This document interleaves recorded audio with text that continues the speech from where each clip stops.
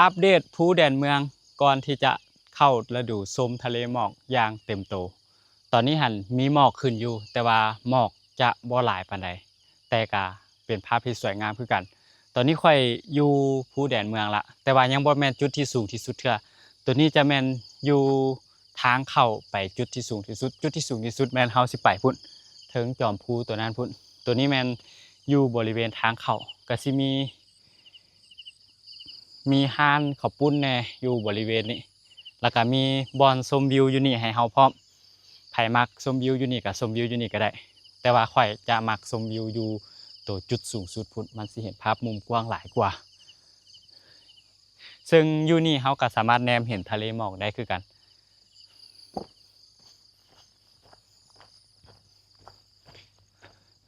ตัวนี้จะเป็นเดินบริเวณทางลุ่มเด้อบ่แม่นจุดสูงสุดก็จะเป็นประมาณนี้อยู่ทางลุ่มหันแม่นจะเป็นห้านค้าก็มีห้านข้าวปุ้นแน่แล้วก็ห้านขายเครื่องดื่มอีหยังทั่วไปหั่นแหละฝั่งนี้ตะเวนกำลังสิขึ้นแล้วก็มีทะเลหมอกอยู่ก้องตะเวนเลยสวยงามขนาดสำหรับไผมากะมาช่วงนี้ก็ได้หมอกกำลังเริ่มขึ้นละแล้วก็บริเวณนี้ก็สิมีตู้แบบนี้ให้บริการนั่งกินข้าว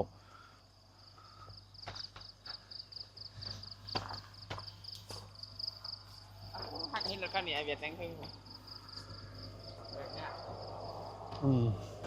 น้ำมีรีบวันนี้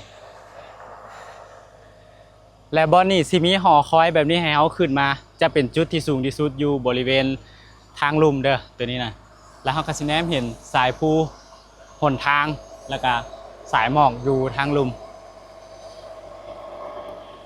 อยู่ทางหลังคอยนี้ตัวนี้จะเป็นทางขึ้นไปหาจุดที่สูงที่สุดฝั่งนี้ก็สิเลี้ยวลงเลี้ยวไปเขาก็สิเห็นสายน้ำแล้วก็สายหมอกคือกันที่ปกคลุมบริเวณภูยูเขตนี้ฝากนี่ฮะงามที่สุดเลยหมอกจะหนากว่าหมู่แล้วก็งามเฮาแนมไปเฮาก็เห็นตะเวนกำลังสิขึ้นพร้อมแต่ว่ามื้อนี้แม่นทะเลหมอกบ่หลายปานใดหมอกบ่ขึ้นหลายปานใดขึ้นหน่อยนึงแต่สำนี้ก็โอเคอยู่งามอยู่คือภาพข้างหลังค่อยก็เห็นหมอกอยู่หน่อยนึงแต่ว่ายังบ่ทันถึงจุดที่เฮาชมวิวแท้ๆจุดที่เฮาชมวิวแท้ๆแม่นเฮาสิขี่ขึ้นไปเทิงภูพุ่นตัวนี้แม่นเฮามาจอดรถอยู่หน้าทางเข้าสำหรับทางมาแม่นค่อยมาแต่ทางเก่าเลี้ยวแล้วก็ตรงมาหาเมืองสังทองแล้วก็จากเมืองสังทองมาเมืองมืนอีกอยู่บอนที่ค่อยอยู่นี่ตัวนี้จะเป็นซ้ายแดนที่ต่อระหว่างเมืองสารคามหาเมืองมืนซึ่งชื่อของมันก็คือภูแดนเมือง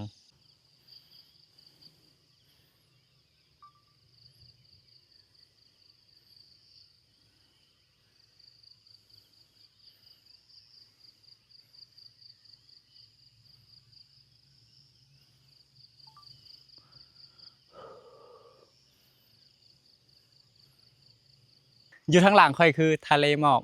ที่หนาที่สุดอยู่ในตอนนี้ที่อยู่ในภูแดนเมืองบ่ฮู้ว่าอยู่ในกล้องหันสิเบิ่งเห็นบ่แต่ว่าค่อยเบิ่งด้วยสายตาอยู่นี่ครับงามขนาด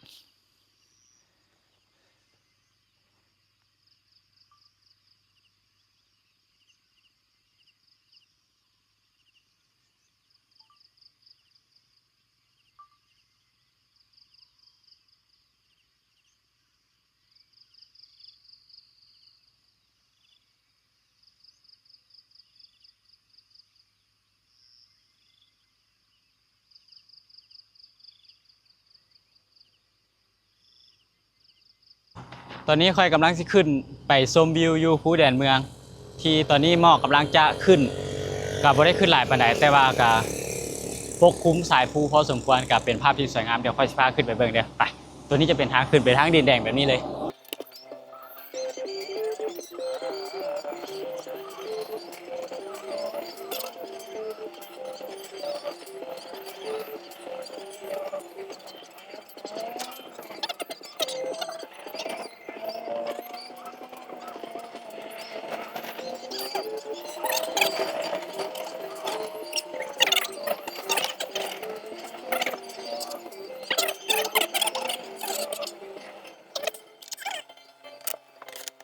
ตอนนี้มาฮอดจุดชมทะเลหมอกที่สูงที่สุดที่อยู่ในภูแดนเมืองแล้ว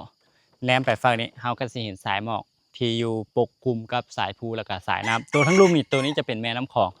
แล้วก็ฝั่งนี้ตัวนี้ฝั่งนี้หันจะมีหมอกหนาหลายค่อยบ่แน่ใจว่าอยู่กล้องหันสิเห็นบ่แต่ว่าอยู่ในตัวจริงค่อยแนมด้วยสายตาเปล่าหั้นนะเป็นภาพที่สวยงามขนาดถึงแม้ว่าหมอกมันจะบ่หลายปานใดหมอกมันจะบ่ปกคลุมสายภูนี่ทั้งหมดแต่มันก็สิได้เห็นภาพสายหมอกแล้วก็สายภูแล้วก็สายน้ำ3อย่างไปในตัวเลยถือว่าเป็นภาพที่สวยงามพร้อมกับตะเวนที่กำลังขึ้นแบบนี้เวลาตอนนี้ประมาณ 6 โมงหา 7 โมงหมอกบางส่วนก็ได้เริ่มจางหายไปแล้วแต่ว่าหมอกบางส่วนก็ยังปกคลุมหนาอยู่ถือว่าเป็นภาพที่สวยงามนี่ฝั่งนี้ก็มีหมอกฝั่งนี้ก็มีหมอกสวยงามขนาดแนมไปฝั่งนี้นี่เฮาสิเห็นสายน้ำยาวไปพร้อมกับสายหมอกที่กำลังปกคลุมสายน้ำกับสายภูบางส่วนอยู่ถือว่าเป็นภาพที่สวยงามบ่อนี้เฮาสามารถแนมเบิ่งวิวได้แบบพาโนรามา360องศาเลยแล้วก็เป็นบ่อนที่อยู่ใกล้นครหลวงสะดวกสบายที่สุดคือเฮาสามารถขี่รถขึ้นมาได้เทิงภูเลยบ่ต้องได้เดินบ่ต้องได้ย่างเป็นบ่อนที่สะดวกสบายสุดๆบ่อนที่ค่อยถ่ายไปเมื่อกี้แม่นอยู่ลุ่มพุ่นตัวนั้นมันจะอยู่ติดกับทางใหญ่เฮาต้องได้ขี่ขึ้นมาเทิงภูสมควรทางก็ค่อนข้างอยากสั้นหน่อยนึงสำหรับใครมารถจักรก็มาได้รถใหญ่มาได้ทุกประเภทมีแต่ทางขึ้นมานี่มันอยากสั้นหน่อยนึงก็ระมัดระวังกันเอาอยู่ทางหลังค่อยตัวนี้จะเป็นภาพทะเลหมอกที่มีอยู่ในตอนนี้ก็ตอนนี้หมอกหันยังบ่ทันได้ขึ้นหลายปานใดแต่มันก็เป็นภาพที่สวยงามคือกันฝั่งนี้ก็มีคือกันฝั่งนี้ก็มีคือกันล้วนแล้วแต่แม่นสายหมอกทั้งหมด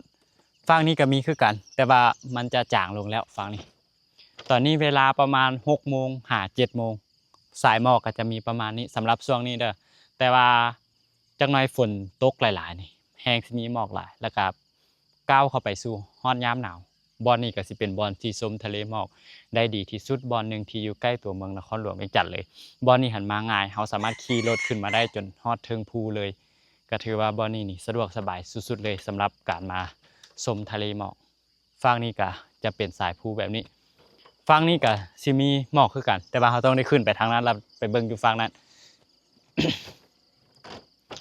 บ่อนนี้เป็นบ่อนชมทะเลหมอกที่สวยงามค่อยมาแต่ละปีหันแม่นจะบ่ค่อยได้มาชมทะเลหมอกหรอกมีแต่ปีนี้เป็นปีแรกที่ค่อยได้มาละมาชมทะเลหมอกในยามเช้าแบบนี้ค่อยบ่ได้มานอนค่อยหันตื่นแต่เช้าแล้วค่อยก็ออกมาอยู่ห่างจากตัวเมืองนครหลวงจันทน์ก็ไกลเติบใช้เวลาเดินทางประมาณ2 ชั่วโมงหา 3 ชั่วโมงแล้วแต่ความไวในการขับขี่เบื้องนี้เฮาก็สิได้วิวแบบนี้อยู่นี่หันสายหมอกจะปกคลุมแทบสายภูนี่แทบจะทั้งหมดเลยแต่ว่าบางส่วนเฮาก็ยังสามารถแนมเห็นถนนหนทางได้อยู่ลุ่มก็เป็นภาพที่สวยงาม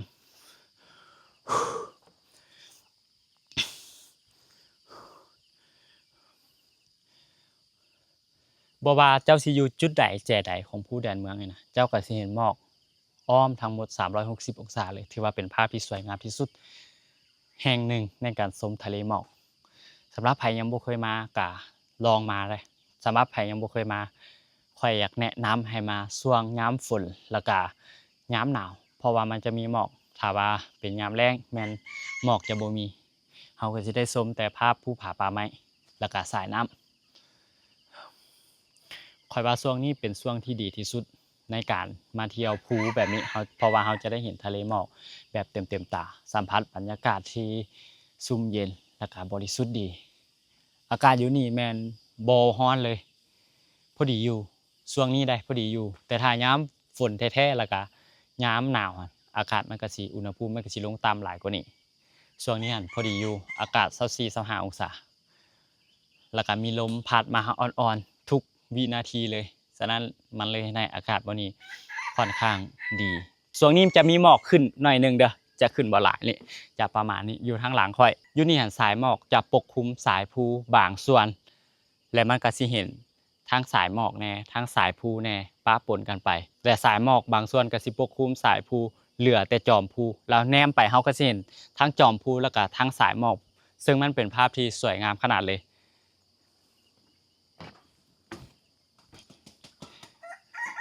บริเวณอ้อมข้างค่อยก็จะเป็นประมาณนี้ตัวนี้จะเป็นหอคอยขึ้นไปให้เฮานั่งกินข้าวก็ได้นั่งชมวิวก็ได้และบอนนี่ทั้งหลังค่อยที่เห็นเป็นห้างอยู่แม่นตัวนี้จะเป็นบอนที่เขาเจ้าเอาไว้กางเต็นท์ไผอยากมานอนก็ได้ และไผอยากมาชมวิวแบบข่อยแล้วก็กลับก็ได้บ่มีปัญหาหยัง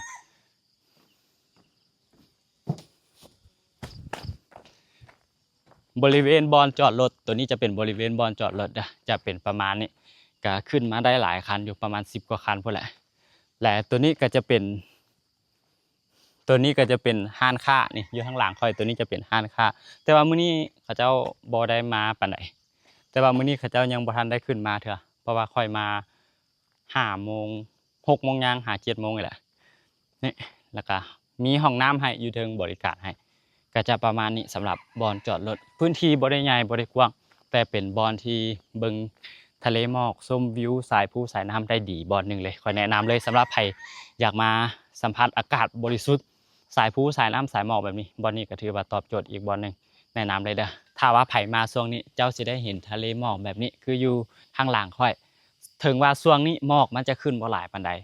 แต่มันก็เป็นภาพที่สวยงามเพราะว่าเฮาสิได้เห็นทั้งสายหมอกสายภูถ้าว่าเฮาแนมไปทางนี้เฮาก็สิได้เห็นสายน้ำไปในตัวถ้าว่ามาตอนเช้าๆแบบนี้เฮาก็สิได้เห็นตะเวนขึ้นน้ำมันก็เป็นภาพที่สวยงามเลยเบื้องนี้ถ้าเฮาแนมลงไปเฮาก็สิเห็นสายภูผสมกับถนนหนทางแล้วก็ผสมกับสายหมอกที่คุ้มบริเวณสายภูนี้อยู่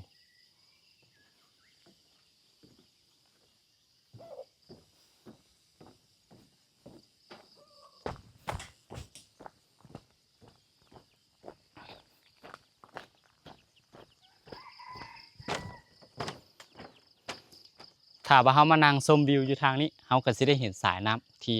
ไหลยาวเหยียดไปพร้อมกับสายหมอกที่กำลังปกคลุมสายภูกับสายน้ำอยู่และพร้อมกับตะเวนที่กำลังจะขึ้นเฮาก็จะได้เห็นภาพแบบนี้เป็นภาพที่สวยงามขนาดเลยเฮาแนมไปนี่เบิ่งสายภูได้แบบสุดลูกหูลูกตาเลยบ่ว่าอยู่แจ่ใดมุมใดนะเฮาสามารถแนมสายภูได้แบบสุดลูกหูลูกตาถ้าว่าไผมาตอนเช้าแบบนี้มันค่อยแนะนำให้มาตอนเช้าแบบนี้ดีกว่าเฮาสิได้เห็นตะเวนขึ้นแบบนี้ก็เป็นภาพที่สวยงามบางครั้งเจ้าก็สิได้เห็นสายรุ้งพร้อม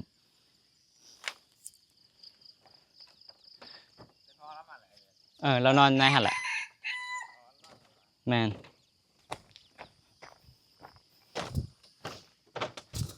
อยู่ภูแดนเมืองนี่บ่เป็นเพียงแต่จุดชมวิวเท่านั้นเฮาสามารถมานอนพักก็ได้เฮาสามารถมานอนพักเพื่อรอท่าเบิ่งทะเลหมอกในยามเช้าก็ได้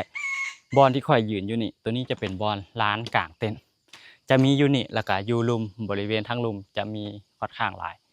ตัวนี้จะเป็นจุดที่สูงที่สุดของภูแดนเมืองนี่จะเป็นประมาณนี้ทั้งหลังค่อยจะเป็นบ่อนจอดรถ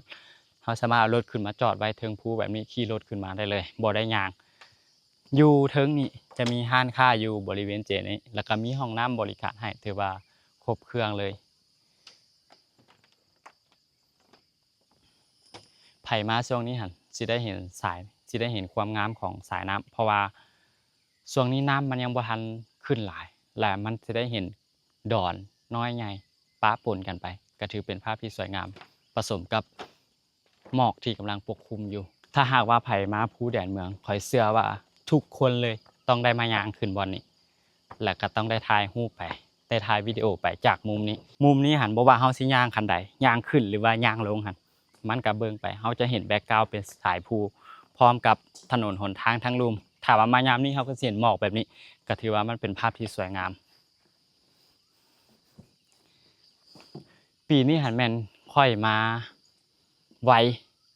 ปีนี้หันแม่นค่อยมาไวค่อยมาตอนนี้แม่นเดือน5ซึ่งแต่ละปีค่อยมาแม่นค่อยจะบ่ได้มาชมทะเลหมอกแบบนี้ค่อยจะมาเบิ่งตะเวนตกดินแล้วก็มาชมสายภูแล้วก็ถนนหนทางเบิ่งจากมุมสูงลงไปนะถนนหนทางมันสิคดเคี้ยวแล้วก็ยาวเหยียดไปมันก็เป็นภาพที่สวยงามคือกันแล้วก็สายน้ำค่อยมาเบิ่งจะบ่ได้มาชมทะเลหมอกแบบนี้แต่ว่าปีนี้ก็ถือว่าค่อยได้มาชมทะเลหมอกละก็ค่อยก็อยากมาหลายครั้งอะแหละที่มาแล้วต้องการเห็นทะเลหมอกแบบนี้ส่วนใหญ่ค่อยมาแม่นค่อยมายามแลงค่อยหันมาบ่อนนี้ทุกปีและปีนี้จะมาไวที่สุด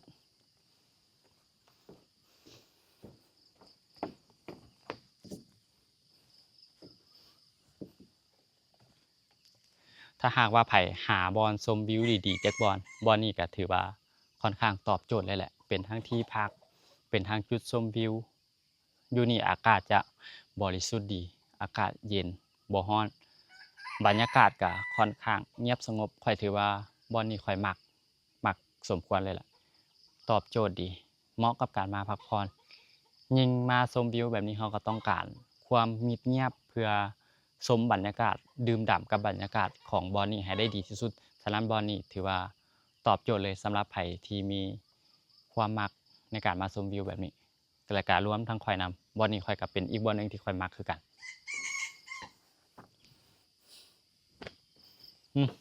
บอกกดแล้ว บ่ทางไหนมันเป็นป้าเส้นทางเนาะไปใส่เนี่ยเอาเดี๋ยวเส้นทางนี้ ไปสารคามอีกประมาณ18 กิโล อุ้ยแม่นว่ะ แม่น เอามาไปดินเลยมันไปเจอแก่ธนาคารเลยว่ะ บ่มีมาแกล้งสารคาม มันมียังไงธนาคาร มะขามแต่ว่ายามนี่มันเมิดแล้วติมะขาม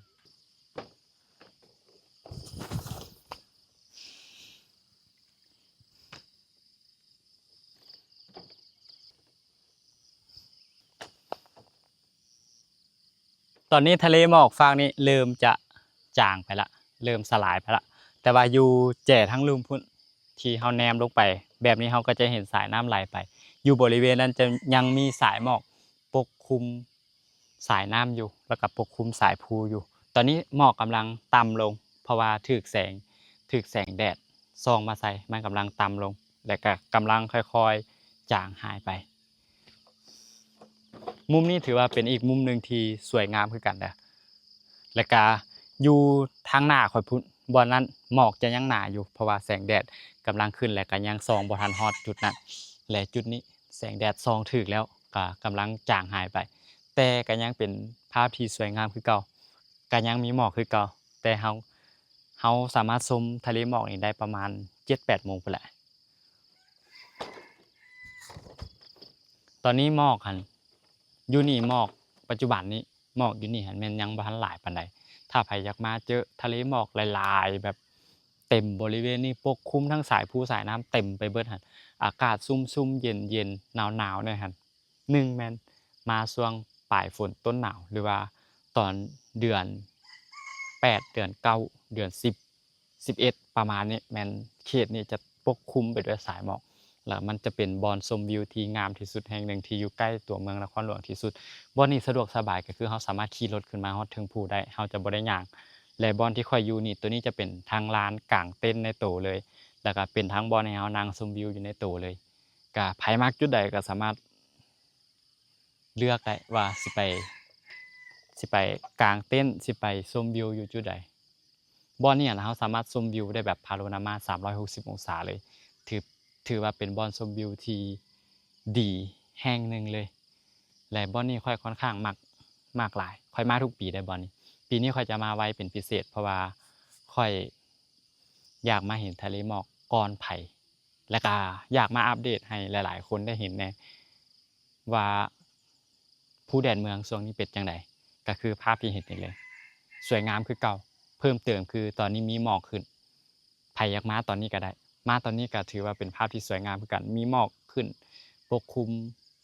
บริเวณสายภูนี่จำนวนหลายเลยสำหรับไผที่ยังบ่ฮู้จักภูแดนเมืองภูแดนเมืองนี่แม่นภูที่สามารถชมวิวได้แบบ360องศาแบบพาโนรามาเลยและบ่อนนี้ยามฝนกับยามหนาวจะงามที่สุดเพราะมันจะมีทะเลหมอกขึ้นคือช่วงนี้จะมีฝนเล็กๆน้อยๆฝนจะบ่มาเต็มระบบเทื่อ ก็จะมีหมอกขึ้นประมาณนี้ซึ่งมันจะยังขึ้นบ่ทันหลายถ้าว่าไผอยากมาช่วงที่งามที่สุดหมอกปกคลุมสายภูสายน้ำหลายที่สุดหั่นแม่นเดือน11กับเดือน10กับเดือน11เด้อแม่นให้เจ้ามาประมาณนี้ถ้าว่าเจ้ามายามหนาวถามว่ามีหมอกบ่มันมีหมอกแต่มันจะเป็นหมอกที่ลอยตัวขึ้นสูงและมันสิปกคลุมบริเวณนี้ไปหมดแล้วมันสิบ่เห็นหยังมันจะบ่งามปานใด มันหมอกมันหนาโพดถ้าว่าเจ้ามาช่วงยามฝนเดือน15เดือน11นี่ช่วงนี้จะเป็นช่วงที่หมอกขึ้นงามที่สุดและหมอกจะบ่ลอยตัวขึ้นสูงมันจะปกคลุมเพียงแต่สายภูนี่บางส่วนมันก็สิเห็นหัวภูโผล่ขึ้นมาจากทะเลหมอกและมันก็สิเป็นภาพที่สวยงามที่สุดเลยมุมนี้ตอนนี้อยู่ข้างหลังข่อยก็ยังมีหมอกอยู่ข่อยมานี่แม่นท้ายเดือน5 ปี2026นี่แหละนี่ตัวนี้ทางหลังข่อยนี่ตัวนี้จะยังมี หมอกอยู่เฮาก็สามารถชมได้ไผอยากมาช่วงนี้ก็ได้ก็มีหมอกขึ้นประมาณนี้ก็บ่หลายปานใดแต่มันก็เป็นภาพที่สวยงามเพอเฮาสิได้เห็นปะปนกันไปทั้งสายภูผาป่าไม้แล้วก็สายหมอกพร้อม เอาเลยครับค่าทางเกาะครับ ข้ออ้ายนี่แหละเพื่อไผที่ยังบ่เคยมาจักเทื่อเดี๋ยวค่อยสิพาเลาะย่างเบิ่งว่าภูแดนเมืองอยู่นี่มีหยังและเป็นแนวใดแน่อยู่บ่อนที่ข่อยอยู่นี่ตัวนี้จะเป็นจุดไฮไลท์ที่หลายคนมาก็มักสิมาถ่ายรูปอยู่นี่แล้วก็พร้อมกับมีศาลาตัวนี้อยู่เทิงนี่แล้วก็คันใดตัวนี้หลายคนมาเขาเจ้าก็มักสิมาถ่ายรูปหรือว่าถ่ายวิดีโอเพราะว่าถ่ายไปมุมนี้เขาสิได้เห็นแบ็กกราวด์เป็นสายภูสายหมอกหรือว่าถนนหนทางที่อยู่ทางลุ่มมันก็เป็นภาพที่สวยงาม กินท่าและอยู่นี่จะมีศาลาอยู่นี่บริเวณนี้ตัวนี้จะเป็นบอนจอดรถเด้อเราสามารถขี่รถขึ้นมาจอดอยู่เทิงนี้ตัวนี้จะเป็นทางขึ้นมานี่เดี๋ยวจะน้อยค่อยพาลงไปเบิงสั้นทางลงมันจะมีอยู่2สั้นตัวบอนที่ค่อยอยู่นี่ตัวนี้จะเป็นจุดที่สูงที่สุด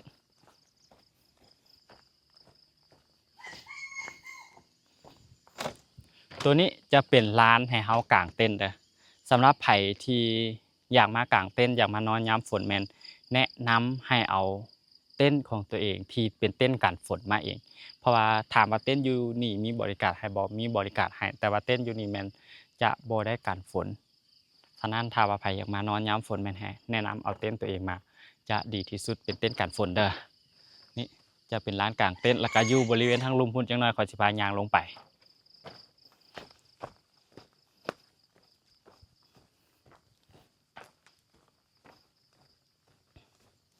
อยู่แจ้นี่ก็มีศาลาคือกัน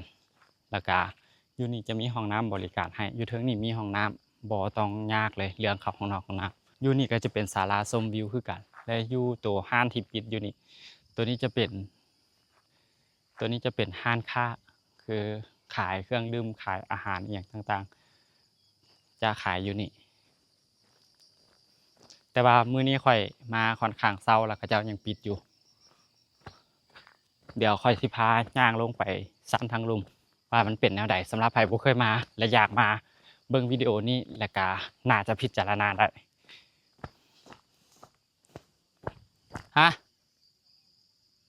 ไอ้ย่างลงมาลุ่มนั่งกินอยู่หันท่าก็ได้ตัวนี้จะเป็นทางลงแล้วก็ทางขึ้นอยู่บ่อนเดียวนี้เลยที่เห็นเป็นทรายเป็นเส้นไปน้อยๆเรียบตามภูนี่ไปตัวนี้จะเป็นหนทางที่เฮาขึ้นแล้วก็ลงอยู่ภูแดนเมือง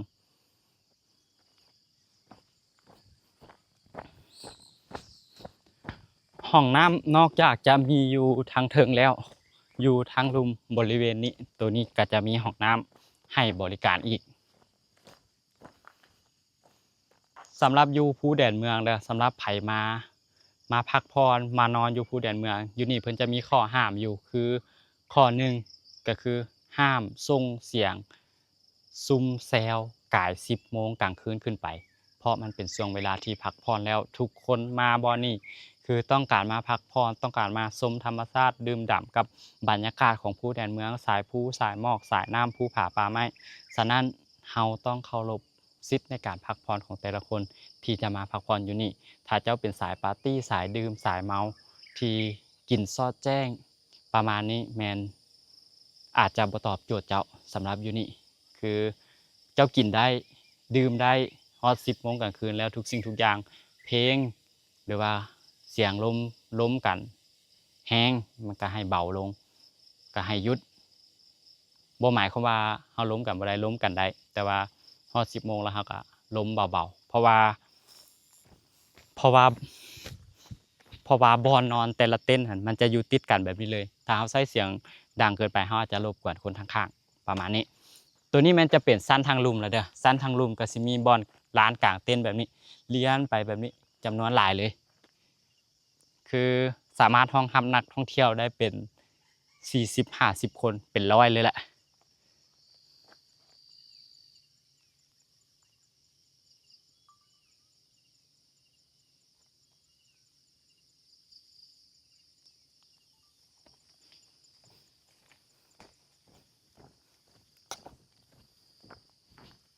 ทางที่ค่อยย่างนี่ตัวนี้จะเป็นร้านกลางเต็นท์สั้นทางลุ่มเด้อตัวนี้หันจะเป็นร้านกลางเต็นท์แล้วเป็นไผที่ถามว่าย่านตกเป็นตานอนบ่ คือเขาเฮ็ดพื้นที่คือเขาเจ้าเฮ็ดพื้นที่ตัวลานกลางเต้นท์นี่นะมากว้างกว่าเต้นท์หลายสมควรแล้วฉะนั้นมันมันก็เป็นเรื่องยากที่เจ้าจะกิ่งตกลงไปบ่ว่าเจ้าสิอยู่ทางลุ่มนี้หรือว่าสิอยู่ทางเทิงพุ่นก็ล้วนแล้วแต่ชมวิวได้เบิดเลย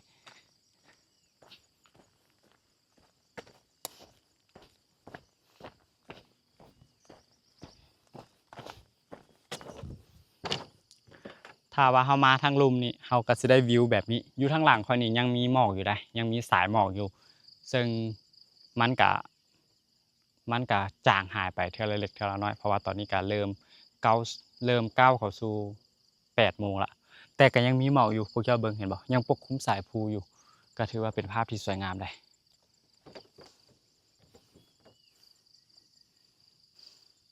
แล้วอยู่บริเวณทางลุ่มจะเป็นภูซันลงไปแบบนี้เลยแล้วก็เจ้าก็สิปลูกบรรดาต้นไม้อีหยังต่างๆอยู่ในนี้ใส่คืออยู่นี่หันแม่นเขาเจ้าจะเฮ็ดแบบคล้ายๆแบบคันไดเป็นวรรคลงอยู่ทั้งลุ่มสำหรับความสูงของผู้แดนเมืองนี่แม่นค่อยบ่แน่ใจและอยู่ผู้แดนเมืองนี่แม่นจะมีค่าเข้ามาคนหนึ่งแม่น10,000สำหรับค่าเข้ามาชมวิวเด้อ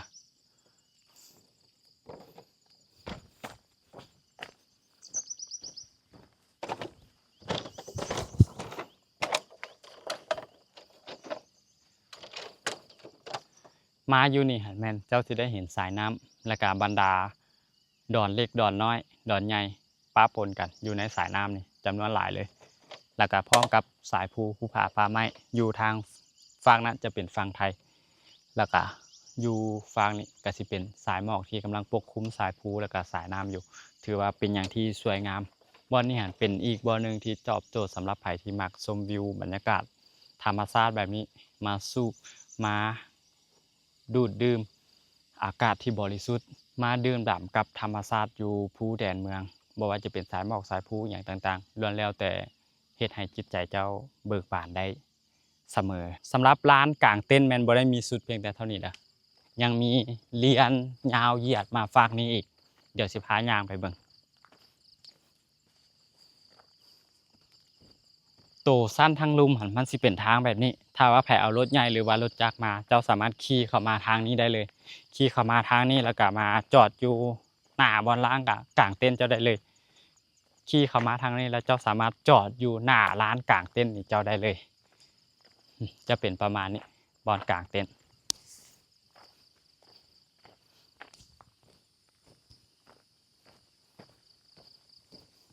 ตัวทางตัวนี้แม่นจะอยู่ทางตัวนี้ทางตัวสั้นที่2สั้นทางลุ่มนี่นะตัวนี้แม่นจะอ้อมไปสั้นตัวนี้แม่นจะอ้อมสั้นทางเทิงนี่ไว้เลยแล้วก็สิไปออกอยู่บอนทางลงบอนเดียวกันอ้อมเป็นวงกลมเลยสำหรับทางตัวนี้อยู่นี่หันแม่นเขาเจ้าได้อยู่นี่เขาเจ้าเปิดมาได้หลายปีแล้วแล้วเขาเจ้าก็ต่อเติมมาตลอดเพื่อพัฒนาสิ่งใหม่ๆให้กับนักท่องเที่ยวที่อยากมาลิ้นมาชมบรรยากาศอยู่ภูแดนเมืองแบบนี้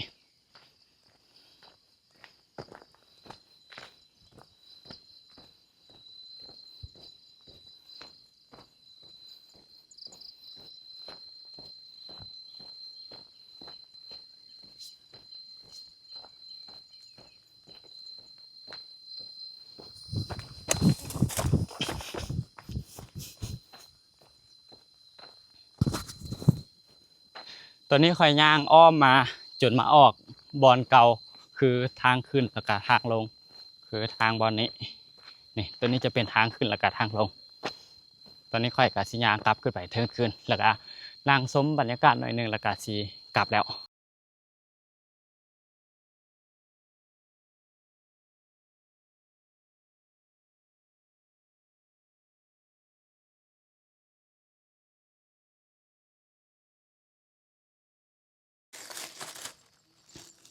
สำหรับทางลงมันเราสิเฮ็ดให้ลงได้2ทางลงบอนทางหน้าบอนทางขึ้นมาก็ได้หรือว่าจะสิย่างลงมาทางนี้ก็ได้อยู่แจข้างของน้ำนี่เราเฮ็ดคันไดลงให้นี่ลงไปบอนลานกลางเต็นท์อยู่ลุม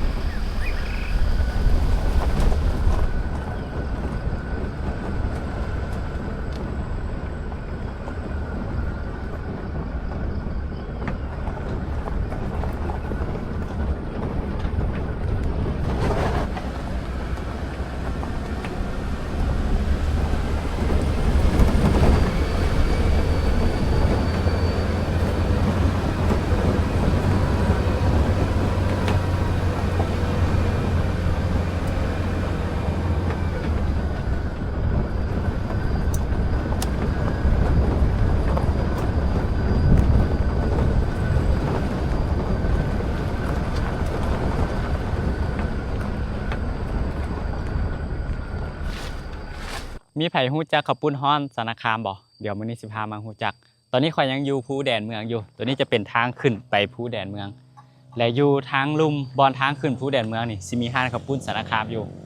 แต่ข่อยสิลองไปกินเบิ่งและสิพาพวกเจ้าไปฮู้จักกันว่าข้าวปุ้นสารคามเป็นจังไดถ้าว่าไผยังบ่ฮู้เดี๋ยวให้นึกภาพเป็นคล้ายๆคือข้าวปุ้นเจียวขิงเด้อ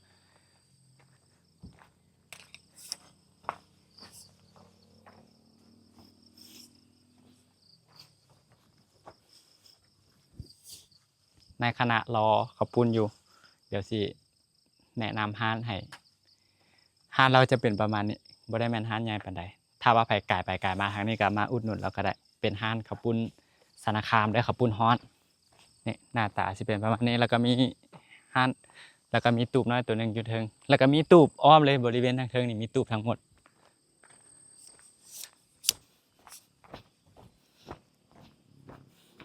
ห้านเราจะอยู่แบบนี้อยู่กับแคมทางแบบนี้เลยเด้อตัวนี้จะเป็นทางถ้าว่าขี่ไปทางนี้แม่นไปสารคามถ้าว่าขี่ไปทางนี้ก็แม่นไปสังทองห้านเราสิอยู่เทิงภูแบบนี้เลยแล้วก็สิขายเครื่องแบบนี้ไผกาดไปกาดมาทางนี้ก็มาแวะเราก็ได้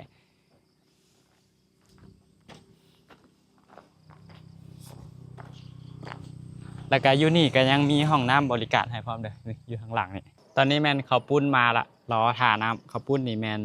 แม่เราสิบีบสดใหม่ทุกถ้วยถ้วยต่อถ้วยเลยบีบให้ใหม่ๆถ้วยต่อถ้วยเลยแล้วก็มีผักมาพร้อมนี่จะเป็นผักบงแบบนี้เดี๋ยวตอนนี้รอน้ำไปก่อน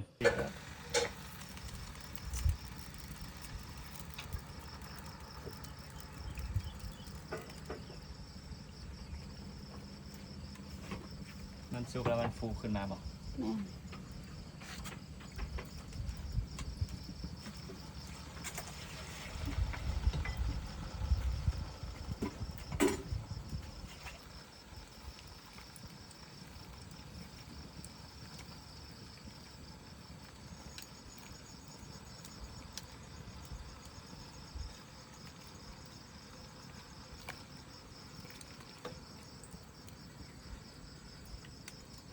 ตัวนี้จะเป็นน้ำปรุงเด้อ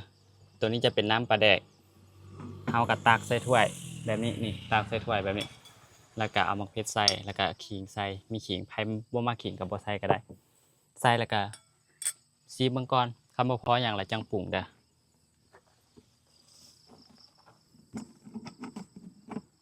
หน้าตาของน้ำมันก็จะเป็นประมาณนี้ หลังจากปรุงอหย่างแล้วเมื่อแล้วก็เอาข้าวปุ้นนี่ใส่หน้าตาของน้ำมันก็จะเป็นประมาณนี้หลังจากปรุงอหย่างแล้วเมื่อแล้วก็เอาข้าวปุ้นนี่ใส่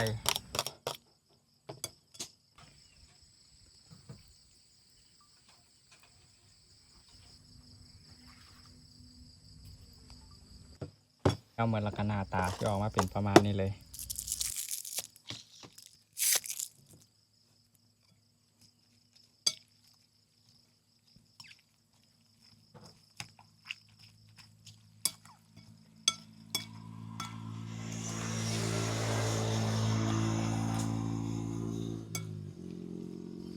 ตัวนี้แหละข้าวปุ้นฮ้อนสารคามหน้าตาประมาณนี้เลย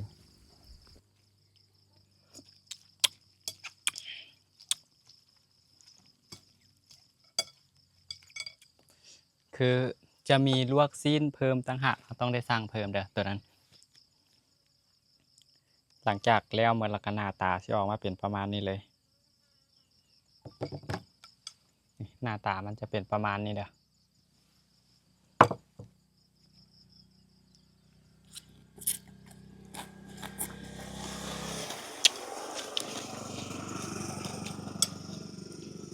สำหรับค่อยๆใส่น้ำข้าวปุ้นใส่แล้วก็ปรุงค่อยบ่ได้ใส่อย่างหลายเลยมีแต่ใส่หมักเผ็ดกับขิงแล้วก็บีบมะนาวใส่จบเลยน้ำมันก็แซ่บอยู่แล้ว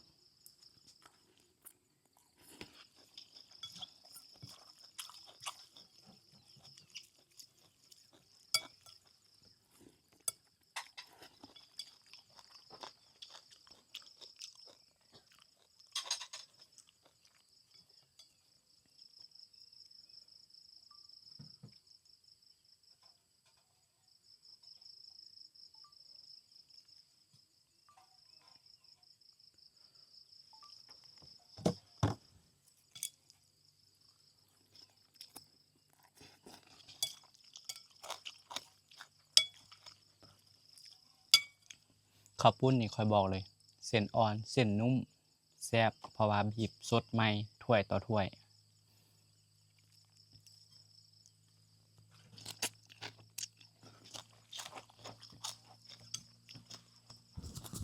ค่อยสั่งนี่แม่เราก็บีบให้เฉพาะถ้วยค่อยถ้าว่ามีหลายคนสั่งแล้วก็บีบให้แต่ละถ้วยแต่ละถ้วยสดๆใหม่ๆเลยใช่ตัวนี้จะเป็นลวกซีนสั่งมาต่างหากเลยตัวนี้เด้อไผมากอะสั่งมาใส่ไผบ่มากอะกินแต่ข้าวปุ้นก็ได้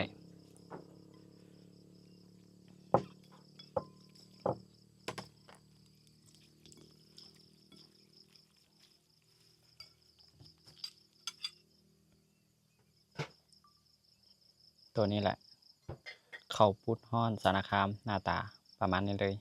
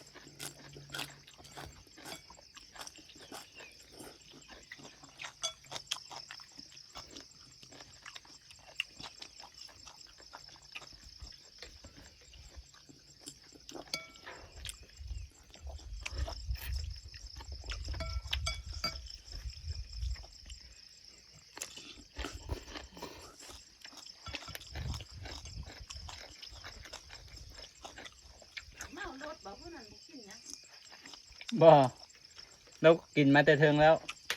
วกินเจพุ่นนั่นน่ะเราบ่กินอันนี้บ่กินแบบนี้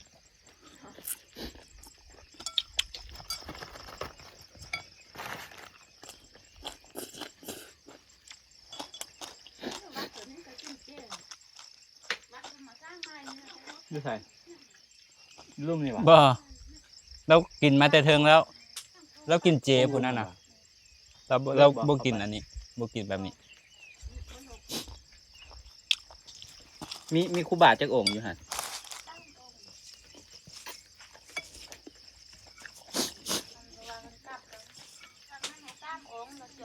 อยู่ใส่ลุ่มนี่วะพวงลุ่มมันวะเลิกบ่เข้าไป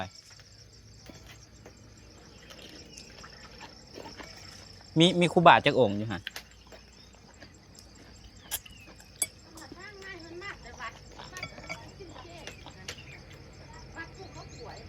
อ๋อ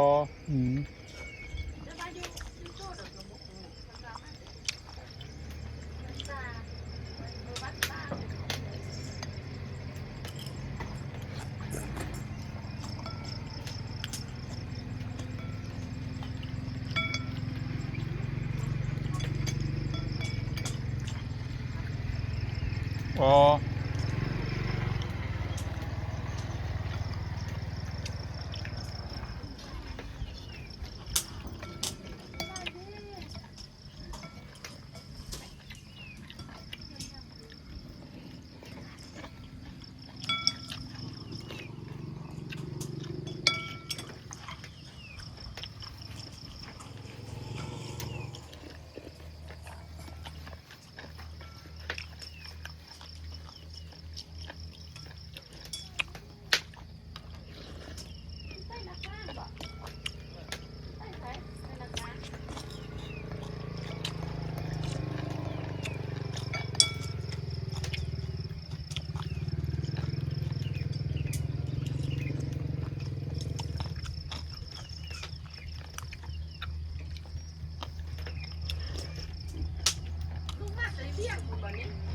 แม่น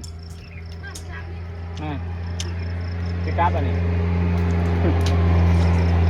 มาขึ้นเบิ่งหมอกกันเด้อแล้วก็กลับคือนิดหน่อยมื้อนี้น่ะ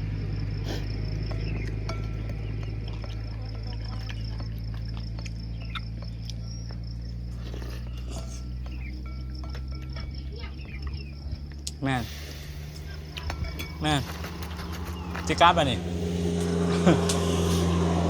มาขึ้นเบิ่งหมอกกันเด้อแล้วก็กลับคือนิดหน่อยมื้อนี้น่ะ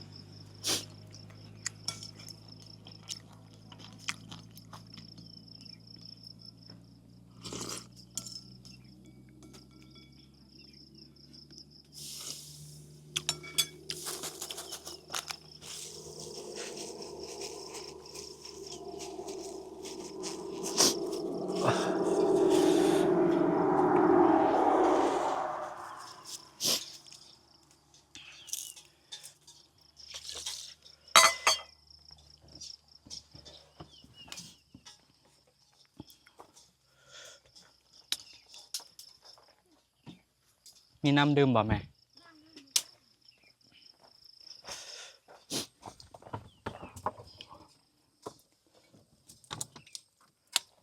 โจกินโออิซี่บ่